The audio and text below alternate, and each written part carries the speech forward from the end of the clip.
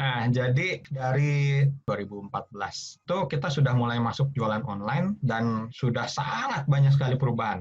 Bayangin dalam waktu 5 atau 6 tahun itu begitu banyak perubahan sehingga bahkan apapun yang saya sampaikan hari ini perlu Bapak Ibu Saudara selalu cek ya, tiap tahun harus diupdate. Ya, karena perubahannya itu begitu cepat, bisa berubahnya itu jauh. Oke, nanti kita akan bahas lagi nih. Sebelum kita mulai pembahasan hari ini, kita akan masuk ke polling dulu ya. Ya, jadi ternyata Bapak Ibu ada yang sudah pernah mencoba, kurang berhasil 19%, sudah 25%, seperempatnya sudah jualan online dan mau menambah ilmu. 11% baru memulai dan 45% yang paling banyak ya sedang cari info dulu. Oke. Apa aja sih persiapan jualan online? Seperti yang tadi saya sudah katakan bahwa ilmu yang akan saya sampaikan ini adalah ilmu yang berubah sangat cepat sekali. Nah, berapa perubahan misalnya Facebook. Facebook sebelum tahun 2018. Kalau kita pasang status di fanpage kita, itu akan sangat banyak sekali mengundang likes, follows gitu ya. Sangat banyak sekali. Karena organiknya itu jalan. Nah, organik itu adalah kita nggak usah bayar untuk mendapatkan view dari orang lain. Itu namanya organik. Tapi sesudah tahun 2018, semuanya berubah. Ya, kita nggak bisa lagi masukin gambar doang, dan udah gitu semua orang bisa melihat. Gitu. Paling nggak fans kita dan teman-temannya bisa melihat. Sekarang nggak begitu.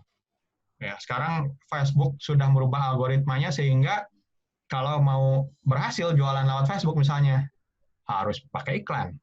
Nah, itu contohnya. Ada banyak perubahan. Terus Google aja itu yang mungkin banyak teman-teman yang udah tahu ya, yang namanya SEO, Search Engine Optimization. Algoritmanya sendiri setiap tahun berubah. Zaman dulu, kalau kita punya website, kita bisa minta bayar blogger. Ya, bloggernya banyak, gitu. Bikin aja, pokoknya penulisan terbaik, kita kasih hadiah, gitu ya. Nah, itu kita bikin aja kayak gitu, ada 100 blogger misalnya ikut, dan mereka semua mengarah ke situs kita. Wah, itu langsung naiknya tinggi. Tapi sekarang nggak bisa. Yang akan dihitung oleh Google adalah kalau situs-situs yang memang otoritatif. Jadi situs-situs yang sudah besar, rank-nya di search engine-nya tinggi, yang punya link ke kita. Nah, jadi berubah total. Jualan online di Indonesia sendiri sudah mengalami perubahan. Dulu, waktu awal-awal jualan online itu, kurang lebih 60-70% itu adalah jualan baju. Nah, sekarang top number one-nya adalah jualan makanan. Bahkan sebelum COVID. Ya, jadi memang perubahannya cukup banyak. Kita mesti tahu dulu, kalau kita dibilang bahwa online itu mengubah banyak hal, nah dalam hal bisnis itu apa yang diubah? Supaya nanti waktu kita mau memilih barang, itu kita nggak salah. Gitu ya. Nah, di gambar saya ini, saya mengambil gambar tentang bagaimana bisnis berubah dari yang dulunya itu produsen, itu untuk bisa sampai ke tangan konsumen, itu harus melewati wholesaler dan retailer. Ini adalah distribusi yang normal ya, produsen ke wholesaler, wholesaler ke retailer, terus ke konsumen. Tapi dengan adanya online, nah ini berubah total. Berubahnya adalah apa yang sering disebut oleh Pak Renald Kasali, middleman itu hilang. Nah, tapi kenapa? Kalau dulu butuh middleman, kenapa sekarang enggak? Nah, begini Bapak Ibu. Bayangkan Bapak Ibu punya pabrik sepatu. Pabrik sepatunya di Jakarta. Nah, kalau Bapak Ibu mau jualan, untuk orang Jakarta gampang. Di tempat parkir pabrik sepatunya Bapak Ibu, tinggal buka aja toko. Semua orang datang. Nah, tapi gimana kalau misalnya kita mau membuka cabang di kota-kota lain? Nah, kita ingin jualan juga sepatu merek saya, misalnya merek Denny. Ya, merek Denny, sepatu merek Denny pengen dijual juga di Yogyakarta, di Bali, di Makassar gitu. Gimana caranya? Nah, tentu saya harus buka cabang. Nah, kalau saya harus buka cabang, berarti saya pertama harus survei dulu. Saya harus tahu tempatnya di mana. Saya harus bikin visibility study dan sebagainya. Nah, itu memakan biaya sangat besar. Nah, setiap wilayah saya harus lakukan itu. Nah, gimana kalau misalnya saya daripada begitu, buang uang yang seperti itu, kenapa saya nggak cari wholesaler, cari retailer yang udah ready. Dia udah punya pasar, dia udah punya jaringan, dia udah punya konsumen. Nah, saya tinggal lempar aja tuh ke mereka. Ekspansi bisnis saya akan sangat cepat. Nah, itulah prinsip-prinsip distribusi yang tradisional, yaitu bahwa kita sebagai produsen itu nggak punya network yang besar, sehingga kita membutuhkan wholesaler dan retailer, kita membutuhkan distribusi. Nah, itu berubah dengan online, yaitu dengan online, kita nggak butuh lagi wholesaler dan retailer, kita sudah langsung terkoneksi pada, ya, langsung konsumennya itu kita bisa langsung kontak gitu loh. Nah, bayangkan di Indonesia sendiri jumlah penduduk kita 260-an ya, 260 juta orang. Ternyata dari hasil survei terakhir tahun 2019 itu 175 juta orang sudah masuk internet. Ya, dari 175 juta orang dari seluruh penduduk udah 53% ya, mungkin kira-kira 130 juta orang sudah pernah belanja online. Ini berubah sekali, berubah total.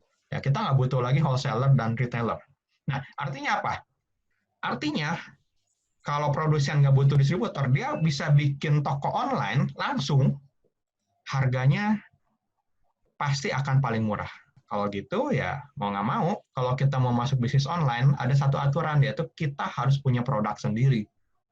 Kalau kita cuma jadi wholesaler, atau kita jadi retailer, mati kita. Ya, produsen nggak bisa menjangkau end user, produsen nggak bisa menjangkau konsumen secara langsung dengan biaya yang sangat murah, kecuali supplier Anda tidak jualan online. Ya, misalnya tetangga bikin bakso, ya bakso nggak pakai boraks misalnya, ya bakso higienis, tapi dia nggak tahu, masih gaptek gitu, gimana cara jualan online, Anda tahu, nah Anda bisa punya kesempatan untuk seperti itu. Tetapi kalau misalnya Anda hanya ingin menjual misalnya sosis Fiesta gitu, di supermarket ada. Oke lah, katakanlah orang nggak berani ke supermarket karena COVID gitu. Tapi bagaimanapun si suppliernya bisa jualan online.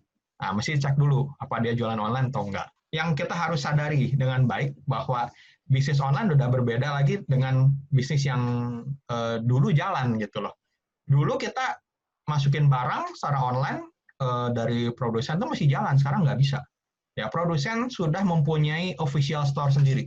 Bahkan di toko-toko atau platform-platform marketplace yang ada. Misalnya Tokopedia, Shopee, itu udah banyak sekali produsen yang masuk langsung.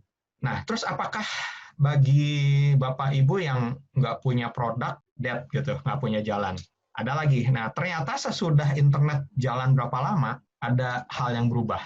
Dulu, benar, perusahaan bisa buka website sendiri, jualan langsung. Karena sedikit yang jualan misalnya jualan handphone sedikit mungkin, yang jualan makanan sedikit. Jadi tinggal masuk aja, terus dikasih tahu websitenya apa, atau di search langsung paling tinggi, paling atas. Tapi semua berubah, gitu ya, karena website untuk marketplace aja sekarang udah sangat banyak ya, walaupun pemimpin-pemimpin pasarnya hanya beberapa, tapi dapat dikatakan sangat banyak. Ya, mari kita sebutlah Tokopedia, Bukalapak, Shopee, Blibli, Elevania, walaupun mati hidup gitu ya. Ada Alfa sendiri mengeluarkan Alfacart gitu. Banyak sekali. Nah, itu baru yang level marketplace, belum lagi yang level company. Akibatnya apa? Kalau mereka begitu banyak, akibatnya end user juga bingung. Saya kalau mau beli di mana? Nah, karena itu apa yang tadinya di awalnya itu ada intermediary atau ada distributor, kan hilang. Sekarang jadi muncul lagi intermediary, muncul lagi distributor baru. Tapi tentu saja tidak dengan menggunakan cara-cara yang lama di offline. Marketplace itu muncul di sini. Dan kita bisa menjadi intermediary dengan syarat kita harus mempunyai jaringan dan traffic yang tinggi. Jadi rule-nya sama. Siapapun yang mempunyai network yang besar, siapapun yang mempunyai jaringan yang luas, itu bisa menjadi middleman. Nah, terus kita harus jualan apa? Ini saya pinjem slide-nya dari Pak Dedi yang 3 minggu yang lalu ya, Pak Ruben ya. 3 minggu yang lalu. Iya, 3 minggu lalu ya. 3 minggu yang lalu ya, udah menyampaikan kepada kita. Nah, cuma saya ingin meng-highlight beberapa hal. Bahwa dalam COVID ini, kita coba lihat aja dari gambar ini, mana sih yang masih menunjukkan pertumbuhan? Yaitu yang pertama groceries ya 37%, kemudian household supplies 33%, waktu itu udah sempat dibahas ya, karena kerja dari rumah, belajar dari rumah, misalnya dulu nggak punya printer, sekarang harus beli printer, atau tadinya nggak pernah masak, sekarang harus masak. gitu, karena takut kan kalau di luar kena COVID. Nah, ini hal-hal seperti ini yang merupakan chance bagi kita untuk masuk sebenarnya. Selain dari grocery, snacks ini udah jelas, non-food child products, household Kesehatan supplies, juga ya. ya kesehatan di sini personal care, hand sanitizer, mask. Walaupun sekarang ada yang mengatakan bahwa mask itu udah overload ya, udah sangat banyak, tapi saya nggak tahu, datanya nggak ada. Nah, ini mungkin yang agak jarang dilirik orang nih, entertainment at home. Ya, waktu ngomongin COVID ini sebenarnya saya sempat berpikir kalau kita mau gerak online ada dua sebenarnya. Pertama di groceries dan snacks, yang kedua itu di entertainment. Ya, entah dalam bentuk toys atau dalam bentuk entertain. Ya, berarti kita jadi YouTuber Bapak Ibu. Itu pasti menguntungkan. Orang cari entertain soalnya. Oke, ini adalah beberapa contoh ya. Makanan itu yang lagi ramai sekarang frozen food, raw atau ready to cook. Kenapa? Kalau memang sih makanan jadi juga masih ada ya, masih banyak yang beli. Untuk orang yang kos gitu, saya punya teman ngekos di sekitarnya warteg-warteg pada tutup. Gimana gue harus beli? Ya jelas, pasti pakai Gojek. Nah itu pasti udah tetap masih ada gitu ya. Nah tetapi yang rumahan itu berpikir bahwa wah kalau saya beli di luar kan nggak tahu juga. Emangnya yang masak pakai masker? Yang melayani itu apa pakai masker? Gitu kan? Nggak tahu juga. Gitu. Jadi paling aman adalah makanan yang raw, ya makanan belum jadi, atau ready to cook. Nah, ini juga ada satu, sebenarnya bukan riset sih sebenarnya. Jadi ada satu pengamatan yang mengatakan millennials zaman sekarang itu banyak yang nggak bisa masak, Bapak Ibu. Jadi nggak bisa beli di luar, nggak bisa masak. Ya jalan tengahnya adalah beli makanan yang ready to cook. Ya entah tinggal cemplung atau tinggal goreng, udah. Gitu. Ini adalah satu chance buat kita. Oke, kemudian apalagi minuman. Nah, minuman yang sekarang sebenarnya rame adalah minuman kesehatan, Bapak Ibu. Di Indonesia itu ada budaya. Yang kanan nggak sehat tapi Den. Ya, itu buat orang yang bosen, Pak. Buat orang yang bosen, aduh udah lama nggak makan nggak minum boba gitu ya. Ya bolehlah siapa tahu. Yang jelas kalau ngomongin jamu itu sekarang lagi high banget, ya, lagi naik tinggi jamu itu. Iya. Ada berita dari CNBC mengatakan Hasbro itu produsen mainan itu terjadi peningkatan yang sangat signifikan ya, lonjakan shoot gitu. Begitu ada PSBB di Amerika langsung shoot, toys itu begitu banyak yang beli. Ya, saya yakin di Indonesia juga ya.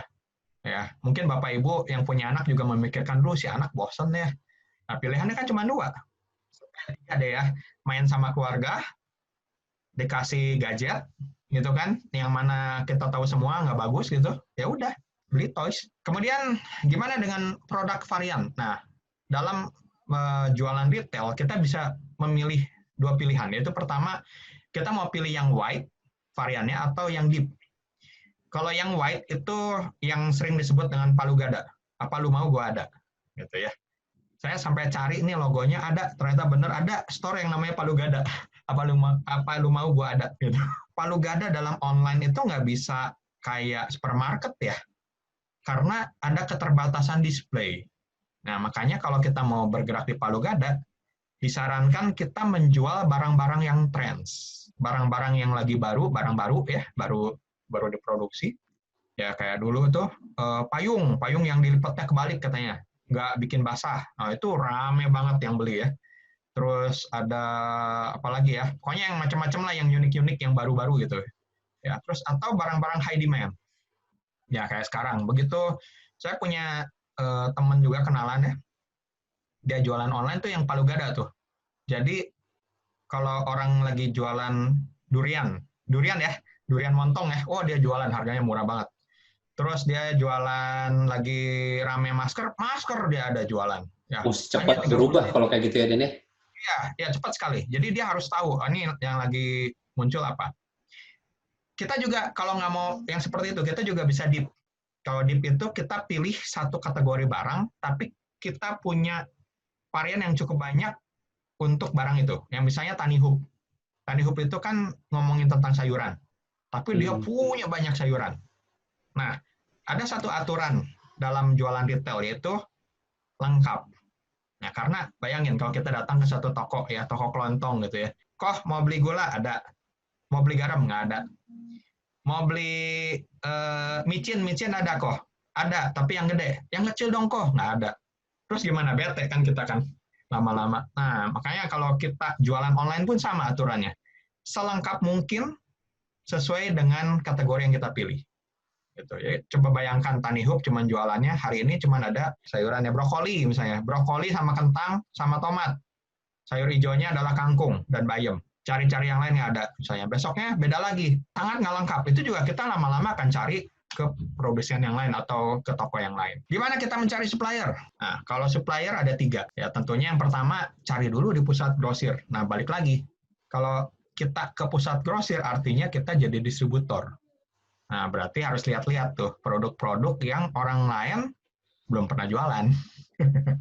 Ya, mesti hati-hati. Tapi masih banyak sih sebenarnya orang-orang yang beli ke pusat grosir ya sebelum COVID ini.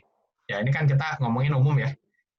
Misalnya banyak yang ke Tanah Abang misalnya untuk beli baju atau beli perlengkapan lain terus dijual di online. Lumayan. Atau bisa mencari online dari marketplace. Nah, ini ada kejadian menarik Bapak Ibu. Tahu nggak Bapak Ibu ada salah seorang teman saya yang usahanya tuh begini.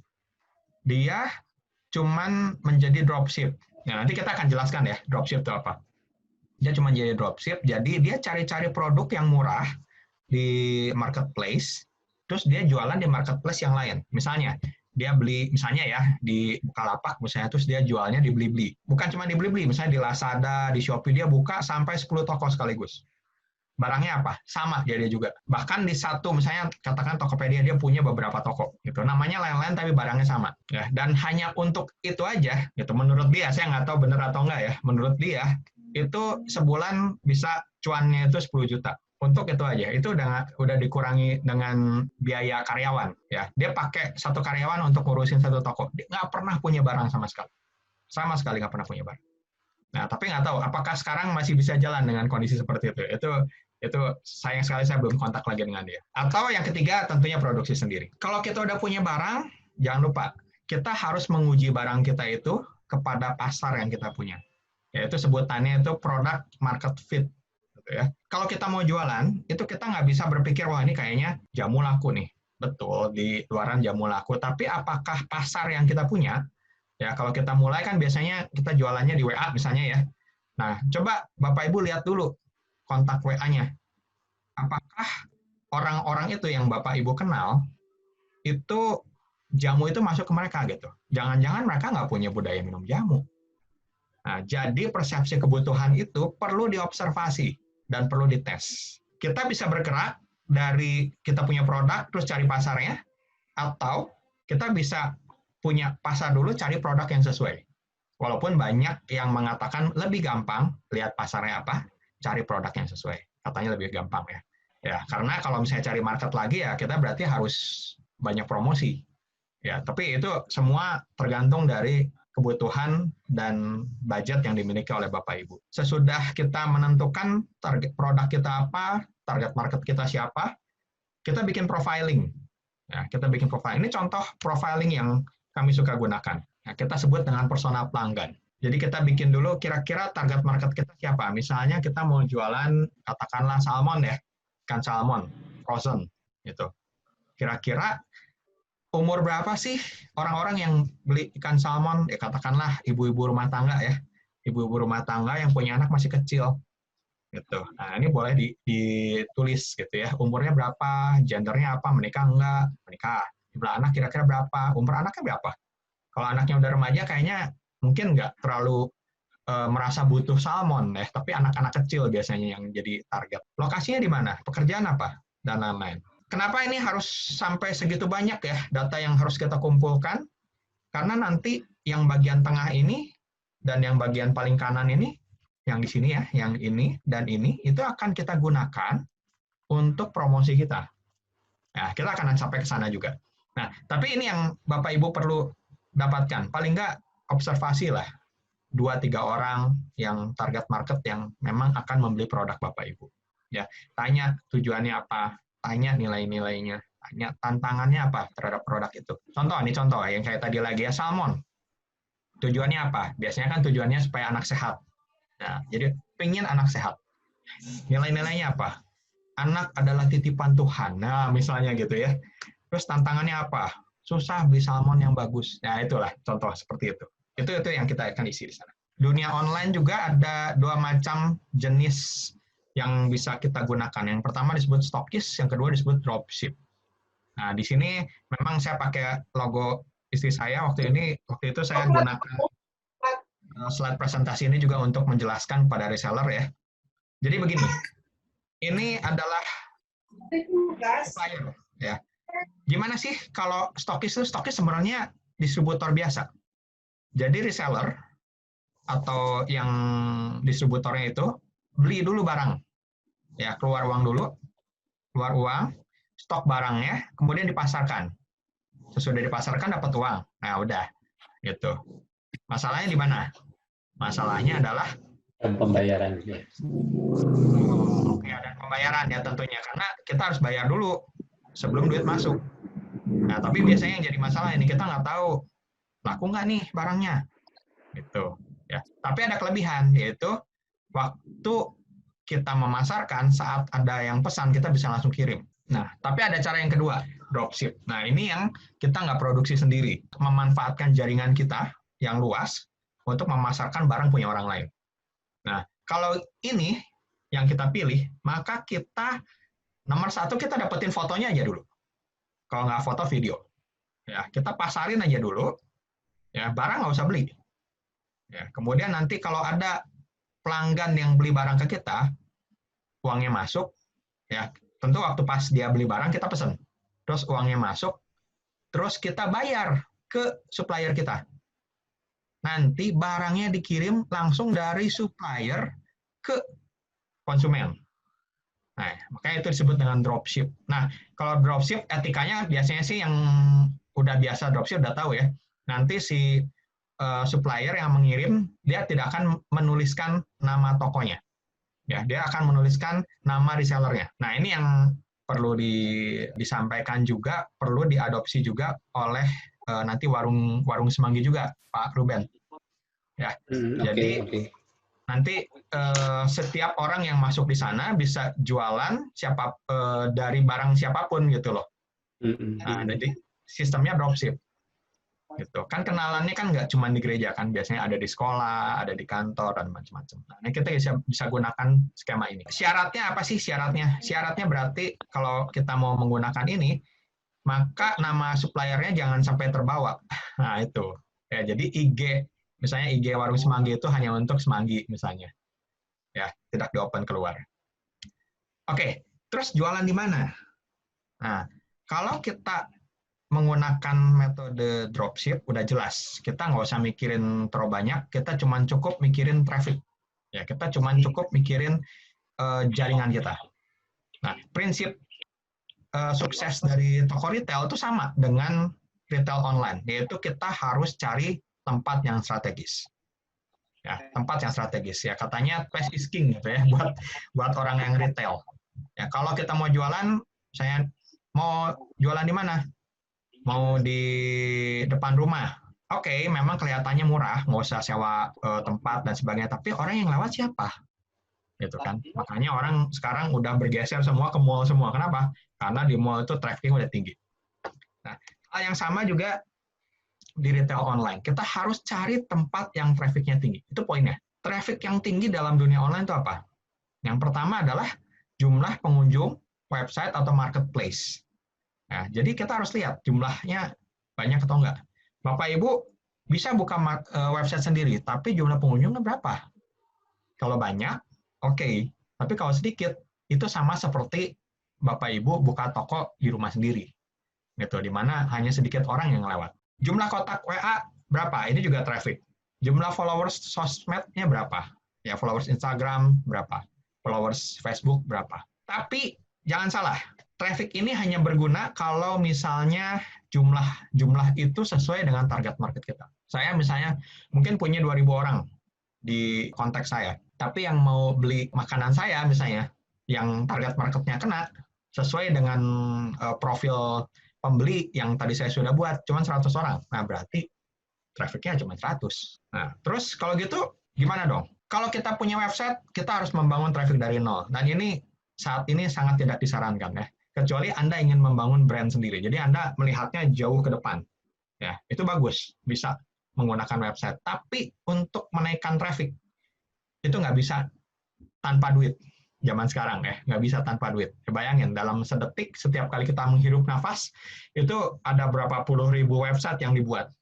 Ya, jadi udah nggak mungkin.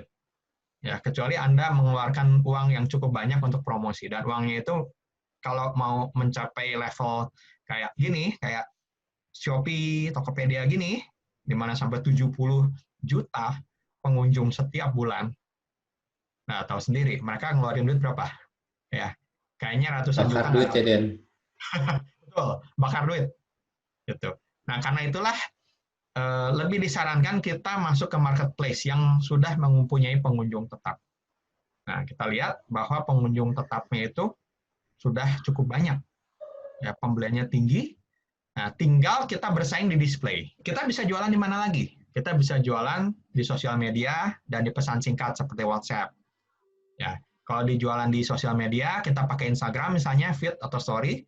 Kalau Facebook, ya seperti yang tadi saya sempat singgung, Facebook itu saat ini organiknya udah dead. Ya. Nggak bisa dah pokoknya. Kalau mau di Facebook ya mau harus beriklan, mau nggak mau. Ya. Atau jualan di WhatsApp Story, misalnya. Ya, itu bisa dilakukan di sana. Blast WhatsApp bisa, tapi hati-hati, jangan terlalu sering. Oke, sampai sini dulu. Mungkin kita, supaya nggak terlalu bosan ya. Ini ada beberapa pertanyaan di chat room. Mau dijawab dulu, Den? Ya, boleh. Katakan kita sudah punya barang dan ada target market yang menjadi incaran berdasarkan SES, JK, dan lain-lain. Bagaimana cara testing the market yang efektif dan efisien? Katakanlah kita dalam posisi baru mulai usaha. Bagaimana tes kira-kira barang saya bisa laku di target market yang saya incar? Kalau kita UMKM, kita juga nggak punya budget besar untuk marketing research. Kita nggak perlu sampai harus membuat diformalkan gitu ya, sampai dibuat berapa responden sebagainya, nggak perlu sih sebenarnya. Tinggal sederhananya misalnya kita mau jualan kayak tadi ya, salmon ya. Salmon itu menurut Anda adalah misalnya yang beli ibu-ibu yang punya anak di bawah 10 tahun misalnya. Tinggal tes aja, langsung tanya. Paling nggak 3-5 orang. Sebenarnya itu sudah cukup menggambarkan. Oke, cukup menjawab ya. Oke. Ini 5 langkah jualan. Ya, saya kasih singkatan yang gampang banget ingat ya. Gadis 5 DP. Gadis 5 DP. G-nya itu adalah gambar. D-nya display. 5, maksudnya 5 menit. D-nya delivery dan P-nya promosi. Ya, jadi ingat, pokoknya kalau mau jualan gadis 5 DP. Bikin gambarnya, bikin displaynya, kasih quick respon 5 menit, jangan lupa delivery, dan terakhir promosi. Nah, yang pertama, kalau kita mau jualan, yang namanya di online, kan nggak bisa ketemu langsung. Kita hanya bisa mengandalkan gambar dan teks. Jelas, cuman itu. Nah, karena itu kita harus mempunyai gambar yang engaging ya, gambar yang atraktif lah, atraktif. Apakah kita harus sehebat Pak Ruben untuk bisa menghasilkan gambar yang bagus? Ternyata enggak. Gambar yang bagus sangat menjual, tapi kalau misalnya itu menjadi terlalu sulit, kita bisa cari yang lebih rendah sedikit. Yang penting jangan terlalu jelek aja. Ya. Dan salah satunya adalah saya sempat lihat banyak di marketplace yang jualan alat-alat kayak gini nih. Ya, boxnya ini banyak yang jual nih. Ya, ini nggak terlalu mahal. Ya, nggak nyampe 1 juta. Ini bisa untuk memasukkan barang-barang yang kecil. Ya, nanti bisa googling sendiri. Atau kalau misalnya ini masih kita rasa, aduh modal kita belum seberapa, kita pengen ngetes dulu pasar, pakai ini. Ya, cuman kotak bekas dus, kita potong, terus kita tempel kertas roti atau kertas kalkir, atau kalau nggak kertas HVS pun nggak apa-apa, cuman butuh lampu yang lebih kuat gitu kan. Nah, terus taruh barangnya di tengah, dikasih ditempel-tempel kertas juga supaya putih latar belakangnya. Nah, dah kasih lampu deh di sana. Nah, ini juga salah satu solusi. Waktu sesudah kita memfoto, kita harus memasukkannya ke dalam display. Ingat bahwa dalam dunia retail, people cannot buy what they cannot see. Itu adalah aturan yang sangat dasar. Itulah sebabnya supermarket menaruh barang-barang yang paling mudah dilihat itu di sejajaran dengan mata kita. Coba deh lihat di supermarket ya, sejajaran. Ya, kalau kita lihat Alfamart dan Indomaret itu barang-barangnya udah sedikit ya yang di atas ya, semua semata atau ke bawah. Karena biasa kita tuh cenderung lihatnya ke bawah, bukan ke atas. Kalau internet gimana? Masalahnya handphone kita cuman segede begini, ya, kecil seperti ini. Ya, mau gimana? Mau sebanyak apa barangnya? Nah, jadi kita cuma bisa membeli waktu, Bapak Ibu. Tuh, maksudnya begini. Gambar kita kan di Instagram cuma satu. Ya, berarti kita harus lebih sering menaruh gambar di sana. Ya, kita punya 10 barang ya, 10-10-nya harus masuk Instagram. Nah, cuman kita harus masukin itu satu persatu. Di WhatsApp gimana di story? Ya udah, jejelin aja di story. Gitu. Nah, intinya selalu sama, yaitu kita harus membuat display yang menarik dan display itu harus terlihat. Ya, poinnya sama. Nah, ini saya ada contoh dari sebuah toko juragan daging nih ya. Dia memberikan jualan dori. Yang pertama gambar yang sebelah sini, ini adalah gambar realnya dia. Ya, dengan gambar di kanan. Saya yakin Bapak Ibu pasti akan mengatakan yang lebih atraktif yang di kanan. Ya, ya tentu saja ya, karena di sini nggak menarik gitu ya, cuman jualan yang udah dibungkus gitu. Kalau di sini kan kelihatan dikasih pernak-pernik ya, lemon ya. Nah ini nih trik-trik yang seperti ini yang kita perlu pelajari nih supaya gambar kita kelihatan menarik. Gitu. Ini bukan menipu ya Bapak Ibu. Kalau menipu itu urusannya sama Tuhan nanti, gitu ya. Sama pemerintah juga di bawah polisi gitu. Tapi maksudnya kita harus memberikan gambar yang atraktif. Ya itu penting. Oke, terus pajang di multi channel tiap hari. Jadi jangan merasa, waduh cukup di WhatsApp. Wah, nggak cukup Bapak Ibu. Cukup di Tokopedia. Nggak cukup. Ya, kalau mau buka toko di marketplace, semuanya harus dijajal. Ya, semuanya. Ya, karena pengunjungnya seringkali beda-beda juga. Ya, WA harus masuk, IG harus masuk, FB harus masuk, marketplace juga masuk. Ya, tiap hari. Nah, masih ingat film ini Bapak Ibu? Ya, putar sekali lagi. Yang suka nonton film kungfu pasti atau filmnya Stephen Chow pasti tahu. Kung Fu Hustle. Kung Fu Hustle, betul. Ingat waktu itu si jago silat ini ngomong bahwa kecepatan itu menentukan siapa pemenangnya. Nah, dalam dunia online juga itu berlaku Bapak Ibu. Siapapun yang bisa memberikan respon yang cepat, itulah pemenangnya. Karena itu saya menuliskan tadi 5 menit, aturan 5 menit ya. Ya, gadis 5 DP, 5-nya itu 5 menit. Jadi, kalau ada orang yang menanya, khususnya di marketplace ya, marketplace dan di sosial media, ada orang yang nanya aja. Bapak Ibu nggak boleh berpikiran, oh ini tanya-tanya doang, udahlah nantilah gue jawabnya. Nggak akan dibeli. Dalam 5 menit, Bapak Ibu harus sudah menjawab. Ya, kalau misalnya lagi ke toilet lah, atau lagi ngurus anak, atau apa, oke lah. Paling lambat, coba usahakan sebisa mungkin 1 jam maksimum. Karena sesudah itu, orang nggak akan ngelihat lagi, udah terlambat. Orang udah beli, kalau udah lewat dari sejam. Ya, coba aja Bapak Ibu pesen gitu.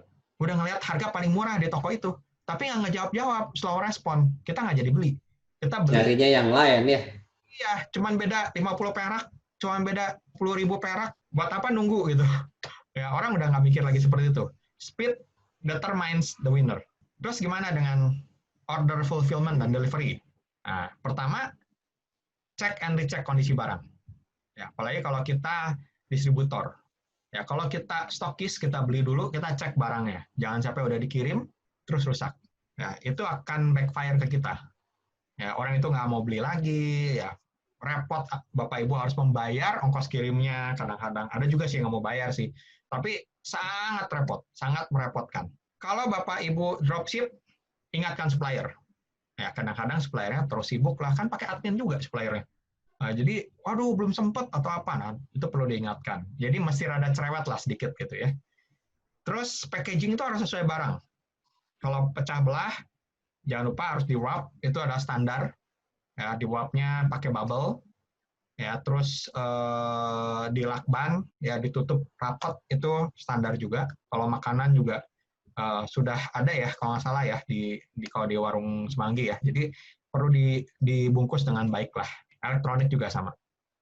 Jangan lupa hygiene. Nah, sekarang jadi penting banget ya. Kalau menurut saya, bahkan Bapak Ibu bisa membuat video, atau kalau nggak mau video, foto aja. Beberapa foto tentang bagaimana produk itu Bapak Ibu buat dan Bapak Ibu kemas. Jadi menunjukkan betapa Bapak Ibu higienis gitu ya. Pakai sarung tangan, pakai masker. Saat mendelivery, jangan lupa untuk menyimpan resi pengiriman. Itu sangat penting. Pertama itu menjadi bukti yang tadi Bapak Ibu tanya ya. Gimana caranya meyakinkan pelanggan betul bahwa kita itu real supaya ada trust. Nah, pakai resi itu salah satu. Resi itu berguna untuk itu. Yang kedua, kita harus menuliskan kalau di marketplace itu resinya nomor berapa supaya bisa di tracking. Ya. Kalau lewat sosial media sama juga. Kita fotoin. Ya, kita tunjukkan bahwa kita memang benar sudah mengirimkan. Nah, bukti fisik diperlukan. Ya, tadi ya ini menjawab yang tadi. Bukti fisik itu diperlukan. Gimana caranya supaya trust? Pertama testimoni, kedua bukti resi dan cat pesanan. Kangen masakan rumah. Nah, dia punya video testimoni. Ini sangat bagus sekali. Ya, kalau nggak bisa bikin gini ya, bikin yang seperti ini. Kan kadang-kadang ada aja. Atau ya tanyalah. Kadang-kadang kita berpikir, aduh, nggak ada yang ngasih testimoni ke kita. Karena kita nggak pernah minta, Bapak Ibu. Nah, ada satu tips sih. Kalau misalnya ingin mendapatkan testimoni, jangan cuma nanya, kasih testi dong, gitu. Orang belum tentu mau. Langsung tanyakan, enak nggak? Gitu ya. Atau kalau misalnya berupa barang-barang yang bukan makanan, ya tanya aja, barang ini ada manfaatnya nggak buat kamu? Gitu. Nanti dia akan menjelaskan manfaat. Nah, itu yang kita bisa gunakan. Oh ya, jangan lupa, namanya ditutup ya, Bapak Ibu, kalau mau pasang testimoni, kecuali udah minta izin dan boleh. Resi juga sama, alamat jangan sampai kelihatan. Gitu ya. Kita harus tetap menjaga etika. Tadi kan kita udah berusaha nanya ya ke ya berapa orang lah. Kira-kira apa sih yang jadi tujuan dia membeli barang produk itu gitu ya. Nilai-nilai apa yang dia pegang. Tantangan, pain point-nya apa? Ya, misalnya hambatan pembelian. Saya takut pergi ke supermarket. Ini hambatan pembelian sekarang. Nah, itu bisa kita gunakan untuk menulis copywriting dalam suatu promosi. Nah, copywriting itu adalah wording-nya, gitu ya, wording-nya. Nah, kita gunakan ini. Jadi nggak cuma semata-mata nulis ikan beku atau lumpia basah Ibu Paucen. Oke, menarik karena mungkin kita kenal dengan namanya gitu Ibu Paucen. Tapi kan itu hanya sampai di sana gitu loh. Beda dengan kalau kita kena langsung ke problemnya. Pain point-nya apa? Ya, misalnya bosen makannya gitu-gitu aja. Ini ada nih pempek buatan Ibu Firsa. Nah, ini adalah copywriting yang kita bisa gunakan. Terus yang ini gunanya buat apa? Sumber informasi. Tokohnya siapa yang dilihat? Misalnya Lee Min Ho. Nah, ini kita bisa gunakan ini untuk tempat kita melakukan promosi. Kalau tokoh, ini kita untuk meminta endorse. Ya, kalau tokoh ya Lee Min Ho sih susah lah, terlalu mahal. Ya, misalnya yang lokal lah. Ya, yang lokal siapa? Grup sosial medianya di mana sih biasanya target market kita mainnya di mana? Nggak semua orang di Instagram loh. Jangan mainnya di Facebook misalnya. Walaupun Instagram itu adalah platform yang sangat umum ya. Acara TV-nya apa? Nah, ini pas lagi ada kebetulan juga nanya, Den. Next, ya. Gimana cara masukin produk kita ke media promosi seperti televisi bagi yang nggak punya channel atau kenalan? Nah, kalau TV emang berat ya. TV itu biayanya mahal banget gitu ya. Itu udah setara dengan mobil. Ya, tapi ini tetap dimasukkan biar tahu gitu ya. Ya, acara TV. Tapi kita bisa gunakan, kalau sekarang sih sebenarnya yang level UMKM udah jelas sih, semuanya masuk ke sosial media sih. Ya, udah nggak bisa lain. Ya, nggak bisa pergi tempat lain. Nah, tapi sosial medianya kita bisa beriklan, bayar ke si Facebook misalnya, atau kita bisa menggunakan toko untuk endorse. Itu pilihannya. Kalau buku, majalah, website, ya sama-sama juga lah. Ya, kurang lebih seperti itu. Nah, ini adalah tempatnya. Ini adalah copywriting-nya. Nah, saya mau memberikan contoh pemahaman tentang copywriting. Orang tidak membeli barang atau jasa kita. Mereka membeli harapan, kondisi setelah. Saya kasih contoh ya, Bapak Ibu. Waktu Bapak Ibu, misalnya nih ya, kita katakanlah kondisi tidak sedang COVID nih ya. Bapak Ibu lagi habis kebaktian nih di gereja, terus turun ke 3A. Melihat ada nasi goreng, harganya cuma Rp20.000 saja. sebenarnya bukan nasi goreng ya waktu itu ya. Ada gudeg harganya Rp20.000.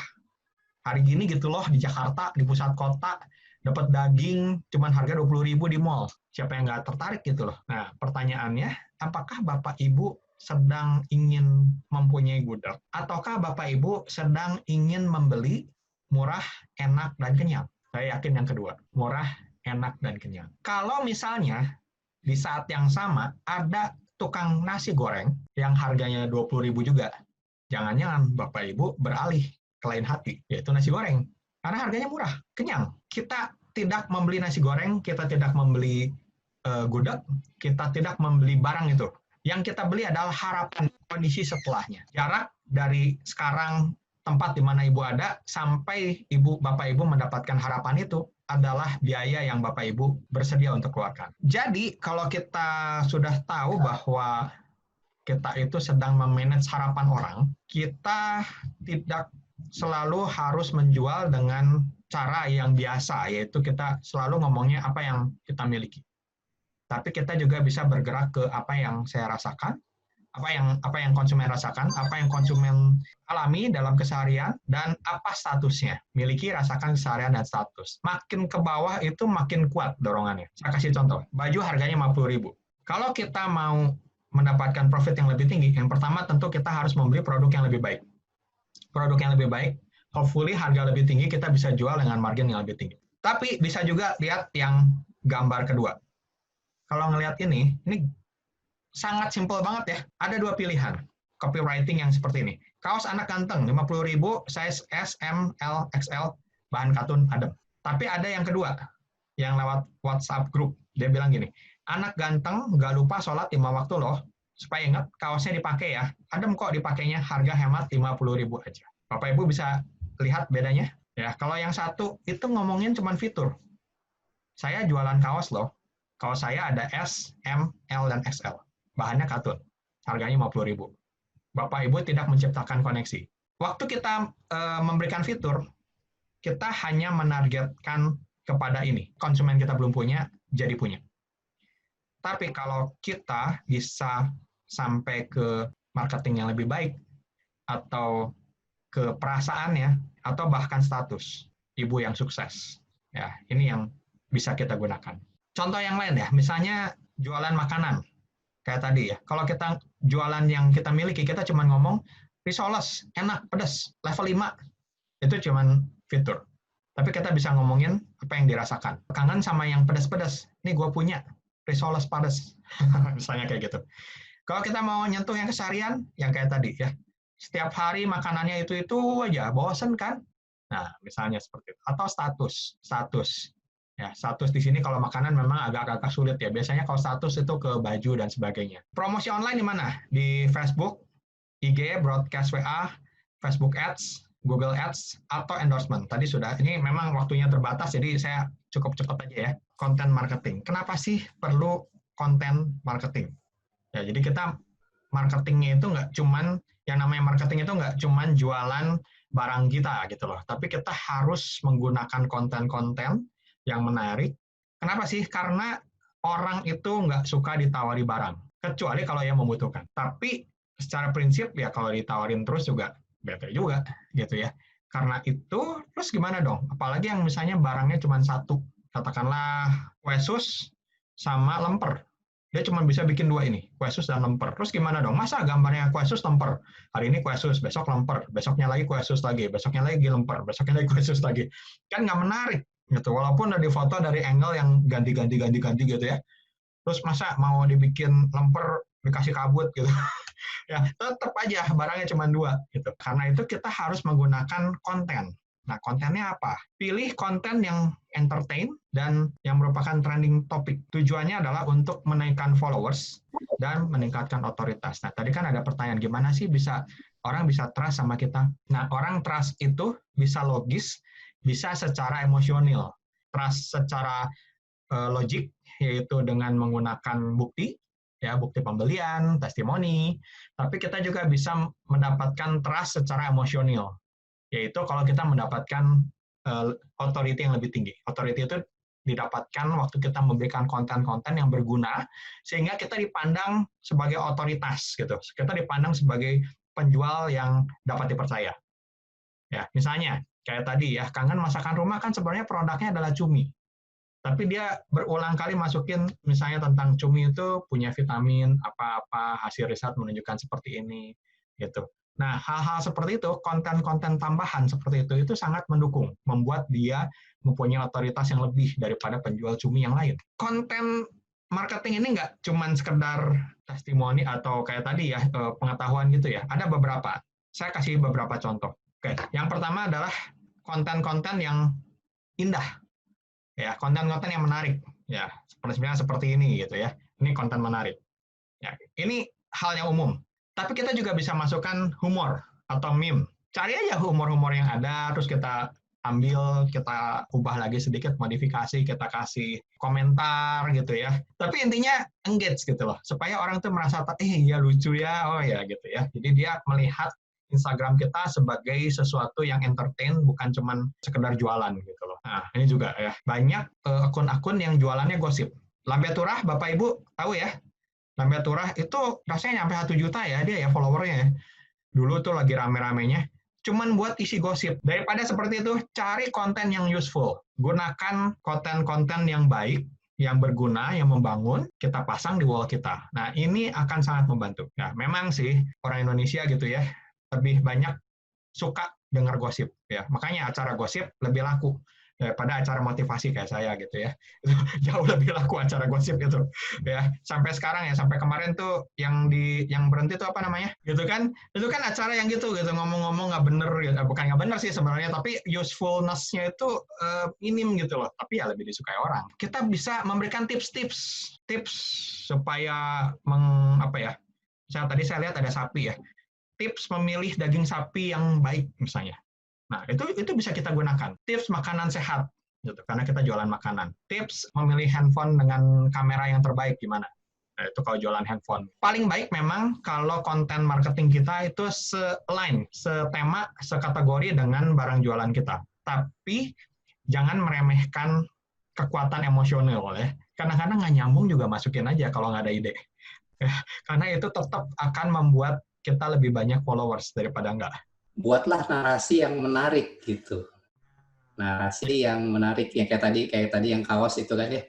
Buatlah narasi yang menarik. Kayaknya idenya itu ya. Jadi ada ceritanya, ada satu pendukung, bukan cuma fotonya aja yang bagus, tapi ada cerita di baliknya gitu kali ya. Yes, tepat sekali. Terima kasih Pak Ruben. Ya, jadi memang itu kita itu jualan, kita nggak bisa jualan kecap gitu ya, mulut kita nggak bisa dijual di sana. Kita bisa jualan teks dan gambar. Nah, dua itu yang harus kita gunakan dengan baik. Prinsipnya gitu. Ya, kita nggak bisa jualan dengan membuat display yang kayak di toko gitu ya, itu nggak bisa. Ya, kita cuma bisa pakai yang seperti ini. Nah, kita bisa menggunakan konten yang partisipatif juga, ya misalnya ini mengajak gitu ya, untuk berpikir, mengajak untuk merefleksi atau berkomentar gitu, itu juga adalah hal yang baik. Ya misalnya ya, tahukah Anda, ya itu kalau tadi tahukah, atau ya partisipatif lah. Lobak itu enaknya diapain ya? Misalnya, masalah dan kesalahan. Nah, untuk masalah dan kesalahan ada beberapa, ya seperti ini. Saya persilakan dulu pada istri saya yang sudah mengalaminya langsung ya. Ini real story. Ayo silakan Ibu Novi. Untuk penipuan ya, kalau saya tuh pernah dulu kan awalnya dari BBM ya, kita jualan baju gitu. Pernah juga tuh ketipu. Jadi ada dapat supplier dari grup BB, nggak terlalu kenal, terus nawarin barang, terus kelihatannya bagus, kita ambil aja. Ternyata setelah transfer nggak ada barang tuh dan kontak kita juga hilang. Nah, selain itu makanya kalau untuk cari agen, kalau sekarang kita bisa lihat di Topet sih sebenarnya, karena nggak semua orang kan pakai Tokopedia, Shopee begitu. Jadi kita bisa cari supplier di situ atau cari supplier dari kenalan kita, teman-teman. Saya dari yang tadi tuh Warteg Semanggi, kita bisa lihat yang ini oke nih bisa kita jual ya, up sedikit. Nah, itu bisa kita jual lagi. Untuk yang penipuan itu ya, pernah juga hampir kena tipu, tapi tidak jadi karena setelah chat lama, ketahuan harganya itu super murah sekali. Jadi waktu itu jualan balmut ya, 1 set, ada bantalnya, ada gulingnya, ada kasurnya. Harganya murah, tapi harus transfer sekarang kata dia, sebelum jam 4. Lebih dikit pun nggak boleh. Dan untungnya pas lagi gitu, tahu ada teman yang bilang, hati-hati loh, itu bisa tipu gitu loh. Nah itu kita harus nggak boleh terburu-buru kalau sama supplier, biar nggak kena tipu gitu. Karena kita kan kadang terbawa emosi ya, ini barang murah, kita ambil aja langsung. Kalau barang tidak sesuai harapan, sebenarnya karena kita online, kita itu harus maintain ekspektasinya klien kita, customer kita. Jadi misalnya kalau baju, dulu tuh saya jualan tanpa ada ukuran. Nggak ada lingkar dada, nggak ada panjang, nggak ada bahan. Ini bagus, kata agen bagus, ya kita jual gitu. Ternyata banyak yang kecewa. Dalam berjalannya waktu, saya menemukan agen yang, oke, ada lingkar dadanya, ada bahannya, ada panjangnya. Nah itu baru saya berani jual. Dan ada juga, kalau misalnya kita sekarang mulai ramenya kan jualan makanan ya, kita harus kasih tahu juga si customer-nya ini, misalnya kalau saya kan jualannya sekarang lagi ramenya frozen food tuh, kasih tahu lah, ini beratnya segini ya, ini 500 gram, ini sekilo. Terus suka ada yang nanya ukurannya. Bahkan kalau saya jualan Ebifura itu ada yang nanya, panjangnya si Ebifura itu berapa senti katanya. Itu kita harus tahu itu semua gitu. Rasanya kayak apa? Seenggaknya kita harus cobain lah, randomly kita cobain jualan kita. Jadi orang tanya kita bisa jawab, biar nggak sampai nggak sesuai harapannya si customer kita ya. Slow respon ya, itu sih yang tadi kita harus cepat respon. Emang sisi negatifnya adalah kita hampir selalu pegang handphone. Handphone akan online selalu. Tapi kalaupun kita tidak mau selalu pegang handphone ya dibunyiin lah handphonenya. Jadi begitu bunyi kita langsung bisa respon. Bad supplier yang itu tadi ya, kadang-kala ada kita nemuin supplier itu barang cacat, dia nggak mau ganti. Kan saya udah kirim, saya udah cek. Nah, ini feedbacknya ke kita sendiri, kalau nih ada orang yang menjadikan kita supplier, kita harus jangan kayak begitu gitu loh. Jadi kalau ada yang komplain, didengarkan. Mungkin kita akan rugi, mungkin. Tapi orang itu akan balik lagi ke kita karena tahu kita itu tanggung jawab. Nah, lalu supplier yang baik itu harus kasih info ya, kasih info waktu datangnya, segala macam, sehingga tidak membuat si customer itu nunggu-nunggu barang saya udah dikirim belum ya, atau gimana, kasih tahu ke customer. Lalu komunikasi tanpa emoji, karena kita online, jadi orang itu nggak tahu kita itu lagi capek atau kita itu sebenarnya nggak lagi capek, cuma lagi jawab aja, ada barang ini sis, ada.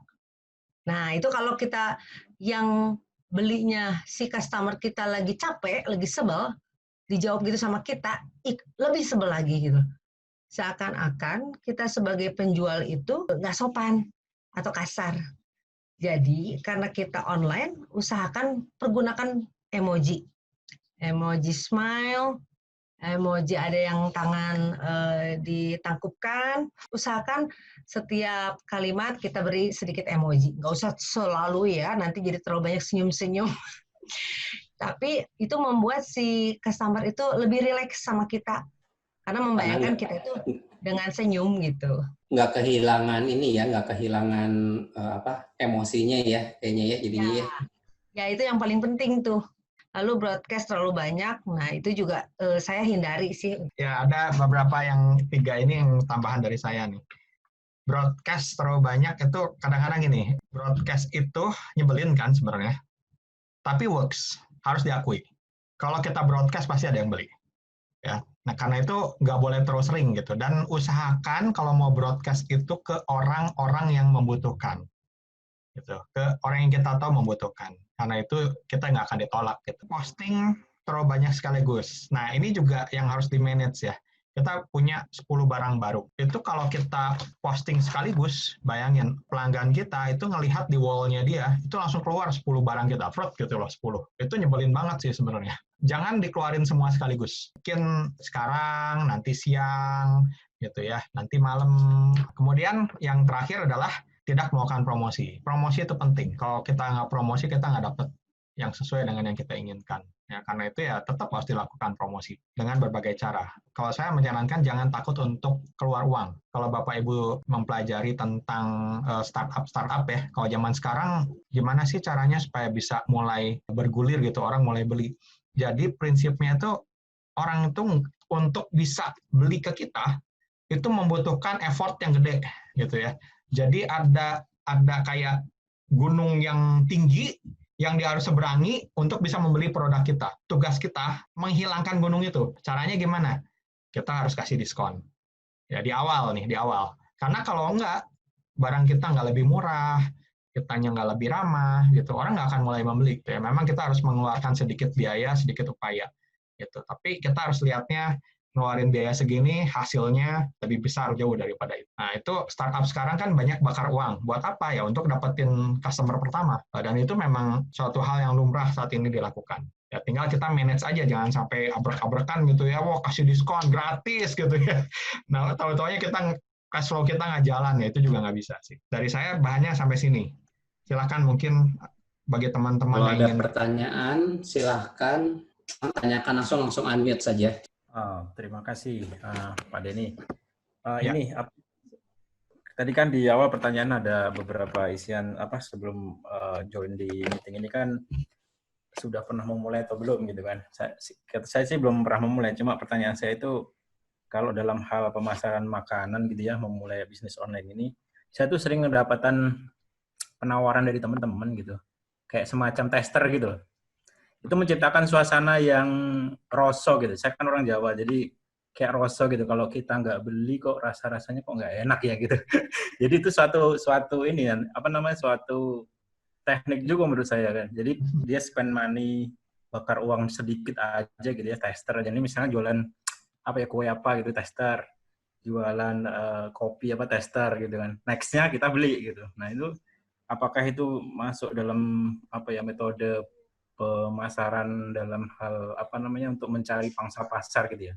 Yang kedua itu mungkin apakah itu menjadi metode juga kalau sebenarnya suka nggak sih orang gitu. Tapi jujur aja kalau saya ditawarin tuh saya nggak enak kalau nggak beli gitu. Nah, itu mungkin metode juga. Makasih Pak Den. Oke, Pak Tony, terima kasih. Ya seperti pengalamannya Pak Tony ya jelas berarti sangat efektif ya Bapak Ibu. Justru ini testimoni dari Pak Tony ini sangat efektif. Gini Bapak Ibu, seperti yang tadi saya katakan, untuk pelanggan baru, apalagi produk baru, itu harus ngelewatin gunung dulu supaya mau untuk bisa membeli gitu loh, untuk bisa trust. Ada 3 sih sebenarnya yang dia harus trust. Pertama, dia harus trust sama company-nya, ya, company yang produksi produk itu. Dia harus trust sama produknya, dia harus trust sama kita. Jadi 3 gunung ini yang harus diseberangi gitu loh. Nah, karena itu ya memang sulit kalau misalnya kita tidak memberikan sesuatu yang mendekati mereka. Ya, yang paling gampang kan biasanya ya diskon lah, tester tadi gitu kan. Istri saya ada lagi kalau misalnya ketemu, kalau jualan buat temen di sekolah waktu belum COVID ya, dia ukurin lingkar dadanya, panjang itunya ya, semuanya diukur gitu loh. Supaya nggak usah repot-repot lagi, gue berapa sih? Size-nya yang mana gitu. Jadi kita harus datang ke pelanggan kita gitu loh. Kita harus membuat supaya dia itu tidak mengalami kesulitan, tantangan atau hambatan untuk membelinya tuh dinihilkan. Itu prinsipnya. Jadi memang untuk yang makanan-makanan homemade ini memang tester itu kayak seolah-olah wajib ya, Pak Ya, Denny. karena kan nggak tahu Pak, kalau nggak tahu rasanya kan kita juga nggak mau beli. Betul. Tapi ujung-ujungnya saya beli. Oke, kalau ada yang mau nanya lagi silahkan langsung di-unmute. Silahkan ditanyakan langsung. Malam Ko Denny, Ko Ruben. Mau tanya nih, kita udah mulai jualan online, banyak main di Instagram. Pertanyaannya mungkin rada nyeleneh mungkin, cuman mungkin real. Gimana cara naikin follower, tapi signifikan juga naikin penjualannya? Gitu aja Ko Denny, Ko Ruben. Soalnya kan banyak kalau misalnya kayak follower kita bisa beli, tapi kan orang kita beli itu belum tentu orangnya membeli barang kita gitu loh. Cuman jadi banyak aja followernya, tapi kayak yang like mah nggak banyak gitu loh. Oke. Nah, ini pertanyaan $1 million. Namanya engagement ya, Den. Soalnya gini, kalau Bapak Ibu pernah baca berita pernah ditemukan ya, ditangkap polisi di China itu ada satu rumah isinya tuh handphone semuanya yang secara otomatis meng-like ya itu semua satu handphone tuh satu akun Instagram gitu loh. Itu ratusan ribuan gitu loh. Jadi memang ini udah jadi bisnis. Ya, bisnis untuk naikin followers Instagram. Itu sangat tidak disarankan. Jangan buang-buang duit. Karena ingat yang tadi saya katakan bahwa traffic yang penting adalah yang sesuai dengan target market. Kami pernah beriklan di sebuah, ya disebutnya influencer lah, tapi bukan tokoh gitu loh. Jadi ada satu akun Instagram, kita lihat ini sesuai dengan target market kita. Dan jumlah followersnya itu 500.000. Ya, Mary Riana aja waktu itu kalau saya 1 jutaan ya gitu ya. Ya, kalau Giselle jangan ditanya deh ya, banyak banget. 500.000 itu udah cukup banyak. Dan untuk masukin posting ke dia, influencer itu, saya lupa 100 atau 200.000. Sangat murah, murah banget, murah habis. Tapi hasilnya 0, Bapak Ibu. Makin murah, biasanya makin ngadaan. Nah, jadi gimana kalau gitu kita ningkatin followers kita? Nggak ada cara lain. Karena si Facebook, Instagram itu memang semakin hari akan selalu mengubah algoritma followersnya dia, ya supaya benar-benar real gitu loh, orang real dan orang yang benar-benar interest dengan kita. Karena itu ya seperti tadi, gunakanlah content marketing. There's no other option. Content marketing kita harus bagus. Tapi begini, kalau content marketing kita udah sangat bagus, kadang-kadang kebablasan. Kita jadi lebih ahli bikin konten daripada jualan. Ya, betul ya. Ya, untuk bikin konten itu kan nggak mudah gitu loh. Dan itu butuh banyak effort. Kadang-kadang sampai dengan biaya juga yang cukup banyak gitu loh. Ya udah, why not? Jadilah influencer gitu. Ya, anyway, jadi kalau cara mau cepetnya ya panggil influencer, itu paling cepet. Ya, saya jadi ingat, betul ya itu hashtag itu adalah salah satu yang penting. Tapi balik lagi, kalau kontennya nggak menarik, tetap di Instagram nggak akan memunculkan konten kita di atas gitu loh. Nah, cuman masalahnya gini, kan kita di awal-awal kan jumlahnya sedikit biasanya ya followersnya. Gimana cara kita mencapai paling nggak titik 2.000? Kalau kurang dari 2.000 itu terlalu sedikit. Nah, 2.000 udah titik yang lumayan. Nah, gimana caranya mencapai titik itu pertama kali? Yang saya pernah lakukan yang tidak menyalahi aturan Instagram itu bukan membeli followers. Tapi kita yang kayak tadi, ya Pak Ruben, kita benar-benar engage ke postingan orang lain, termasuk orang yang belum pernah, nggak kita kenal gitu loh. Ya, kita engage, atau kita add dia, kita follow dia. Ini ya, nggak boleh masal. Misalnya, kalau kita lihat, ini temennya si ini, dan ini target market saya, langsung aja di add, follow. Nah, itu langsung kita di-ban dari Instagram, nggak bisa masuk lagi. Ya, jadi ya paling kayak tadi ya, 20 menit itu lihat-lihat, ini orang terfollow 5-10 orang gitu ya, terus ngapain gitu, nah udah. Nah seperti itu. Memang tetap butuh waktu, nggak mungkin langsung cerut gitu ya, nggak bisa. Tapi efektif. Oke, cukup menjawab ya. Thank you banget. Thank you Ko Denny, Ko Ruben. Tertarik dengan makanan ya. Kalau image itu memang ini ya, yang attractive image tadi, yang dipresentasi tadi, itu tuh kalau misalnya produk kita nggak berubah, apa itu sekali untuk seterusnya aja, atau tetap kita perbarui gitu ya, yang attractive image itu. Contohnya jualan salmon terus gitu terus, tapi kita nggak pernah update, tapi cukup atraktif di awal aja gitu.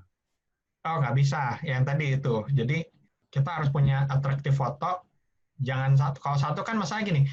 Instagram, Facebook, sosial media itu semua engagement-nya berdasarkan waktu.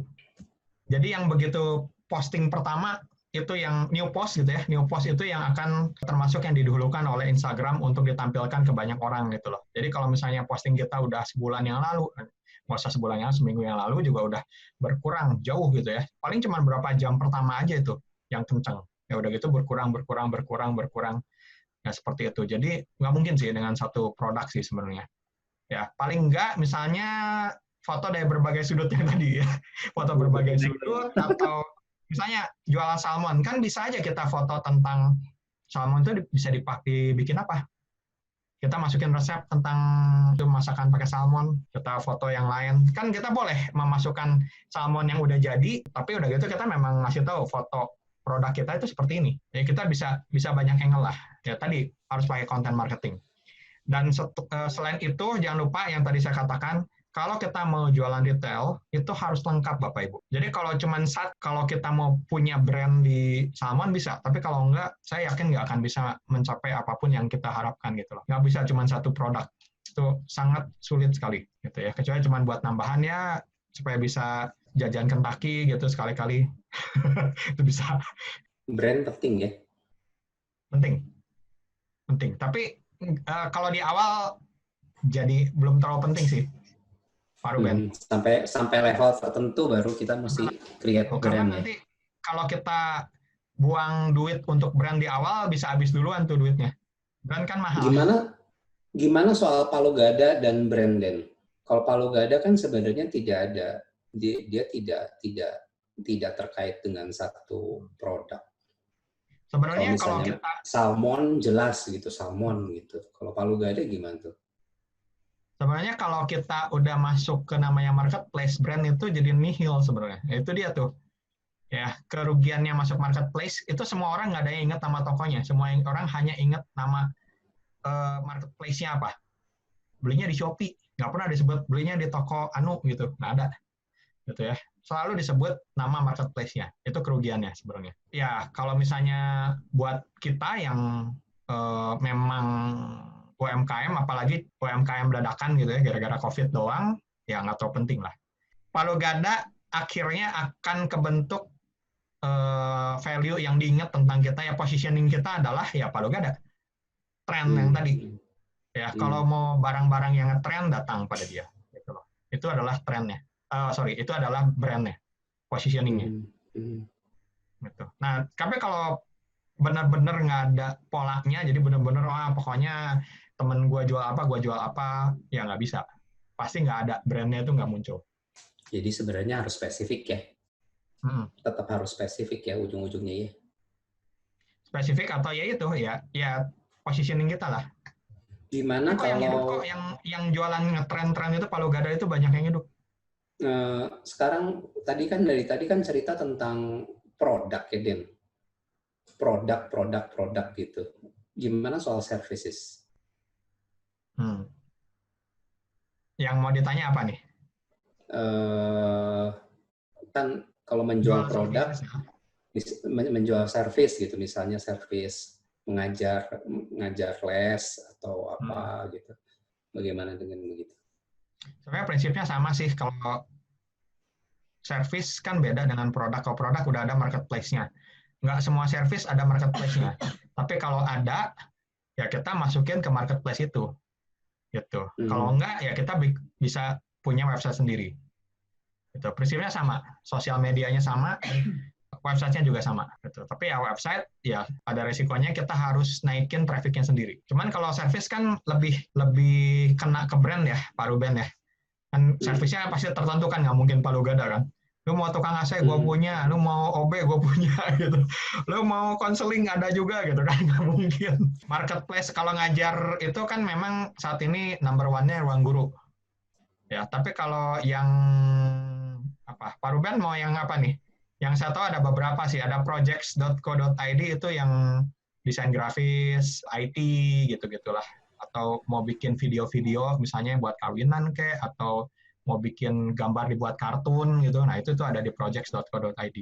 Karena sebenarnya buat teman-teman yang tidak mempunyai barang tapi mempunyai skill, sebenarnya itu juga kan sebenarnya bisa dipakai untuk jualan gitu kan. Oh iya. Same prinsip. Traffic yang tinggi. Nah, kalau service authority jadi lebih penting lagi. Ya, kayak tukang servis mobil gitu. Tapi cuman ngomongnya servis mobil untuk mobil Kijang segala tahun. Innova, cuman gitu doang gitu. Jadi balik lagi cuman nawarin apa yang kumiliki gitu loh. Dia harus sampai kena ke yang lain. Apa pain problemnya? Nah, misalnya dia jelasin, bikin YouTube tentang bedanya maintenance transmisi matic dengan transmisi manual. Nah, dia kan akan ngeliat, pinter ya, tahu ya caranya ya. Bicara soal media juga Den. Instagram mungkin cocok buat jualan barang ya. Nah, YouTube cocok untuk jualan yang lain gitu kali ya. Kira-kira antara Instagram dan YouTube bedanya apa sih? Maksudnya keunggulannya masing-masing apa gitu? Oke. Atau ada yang lain TikTok lah, atau mungkin pakai TikTok bisa jualan gitu. Ya, serang saya belum pernah main-main TikTok ya. Yang katanya sih itu bisa buat influencer juga ya. Prinsipnya sih sama sih. Kalau Instagram menurut saya sekarang jadi platform umum ya buat jualan. Sosmed umum buat jualan gitu loh. Kalau dulu itu posisi itu dipegang oleh Facebook. Kalau YouTube sebenarnya lebih banyak ke influencer, sama kalau mau jualan service. Ya, jadi dia bikin video-video ya tentang servisnya dia, apalah. Tapi karena nggak ada fitur chat-nya ya, jadi nah itu ada kelemahan. Ya, ada keterbatasan di sana. Ya, lebih ke arah YouTube tuh lebih ke arah cuman ya show display-nya dia kalau buat service ya. Kalau ini udah sebutin soal Facebook Ads sama Instagram Ads. Nah, aku mau tanya, gimana ya cara pasang ad di Facebook sama Instagram itu? Thank you, kok. Instagram punyanya Facebook. Kalau Facebook bikin fanpage. Nah nanti dari sana ada manajemennya. Nah, kalau kita punya Instagram juga, itu semua bisa diatur dari Facebook Business Manager. Mencakup fanpage dengan Instagram sekaligus. Kita bisa beriklan di 2 tempat sekaligus, satu pengaturan. Kalau nggak punya fanpage di Instagram, kita rubah dulu jadi business account. Di business account itu, kita bisa promote. Nah, itu. Tapi sangat terbatas sih, fiturnya sangat terbatas. Disarankan sih pakai Facebook ya. Facebook fanpage. Facebook Business Manager. Ingin saya tanyakan adalah di dalam bisnis online itu up and down itu pasti tidak terhindarkan karena ini adalah saingan yang cukup gencar ya di dunia online. Terkadang ketika seorang pemula kan mengalami down, misalnya mungkin kurang laku jualannya atau apa. Bagaimana mentalitas seorang pemula untuk menghadapi up and down di dalam bisnis online? Mungkin itu saja. Memang jualan online dapat dikatakan dulu gampang, sekarang susah. Nggak susah-susah segila-gila amat sih sebenarnya sih, tapi ya memang perlu usaha yang keras. Ya sekali lagi karena saingannya udah banyak banget. Yang tahu data yang tadi kita lihat, itu banyak, bukan cuma kita. Ya, orang-orang berbondong-bondong masuk ke dunia makanan gitu loh. Ya, jadi saingan kita sangat keras di sana. Nah, tapi ya pertama tentu kalau kita sebagai orang percaya, kita harus andalkan Tuhan. Itu yang paling penting sih sebenarnya sih. Karena pun ya semua motivator lah atau siapapun yang udah sukses mengatakan harus dengan cara A, B, C, D, tapi semua rezeki itu datangnya dari Tuhan sih. Nggak bisa disangkal oleh siapapun itu. Orang-orang yang bilang motivator sukses, suruh aja coba ngulang, nggak akan bisa. Kondisinya udah lain, karakternya lain, ya segala macam udah berbeda. Pertama, kita harus percaya pada Tuhan, bergantung pada Dia. Kita harus berjuang, jangan mudah menyerah gitu. Ya, sekali, 2 kali gagal, nggak apa-apa, lanjut lagi.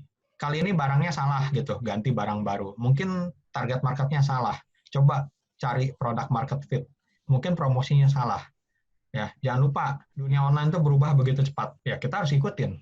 Ya, mungkin dulu nggak berhasil, ya mungkin sekarang nanti bisa lebih berhasil dari itu. Bapak bertanya gimana caranya supaya kita tetap tangguh. Nah, kebetulan saya habis nulis 1 buku tangguh yang akan segera diterbitkan gitu ya. Jadi itu memang pas banget sih. Gimana caranya tangguh ya? Kita harus punya motivasi. Kita harus ya selain dukungan dari keluarga, selain dukungan dari Tuhan, kita harus punya mindset yang nggak kenal lelah gitu ya.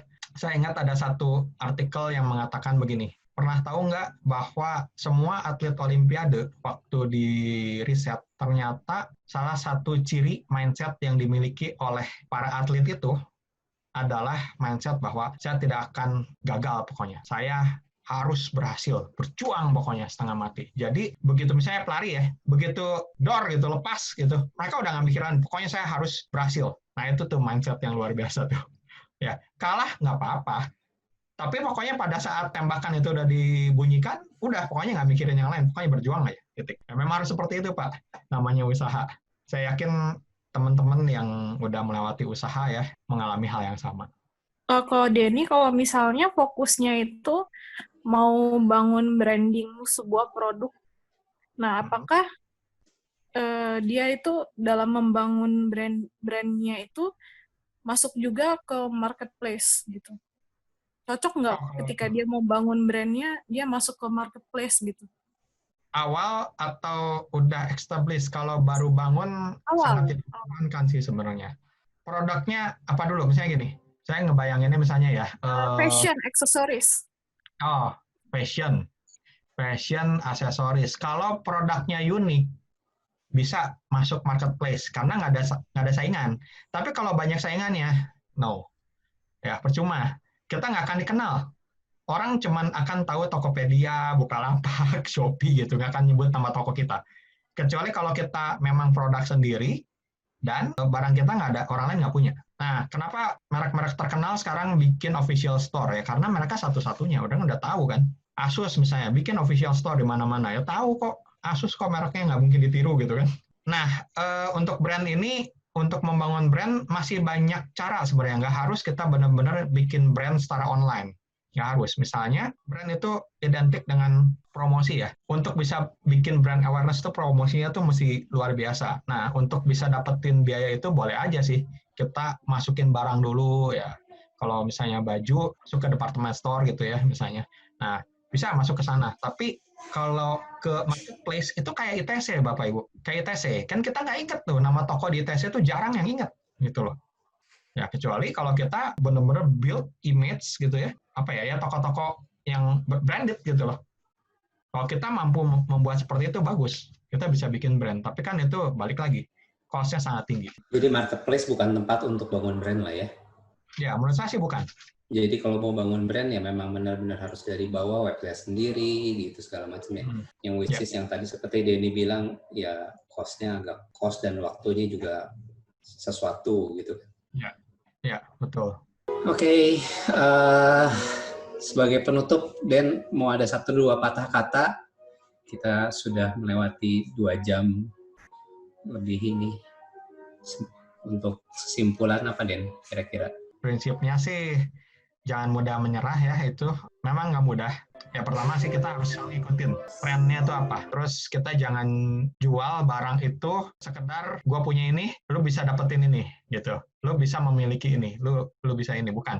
Tapi coba deketin dari sudut emosional, misalnya apa yang dirasakan sesudah punya barang itu. Gitu. Ini menjawab kebutuhan yang mana. Kan kebutuhan fisik itu seringkali ada kebutuhan di baliknya. Gitu yang tadi ya, apa yang dirasakan, apa kehidupan keseharian, apa statusnya. Jangan lupa promosi. Itu penting.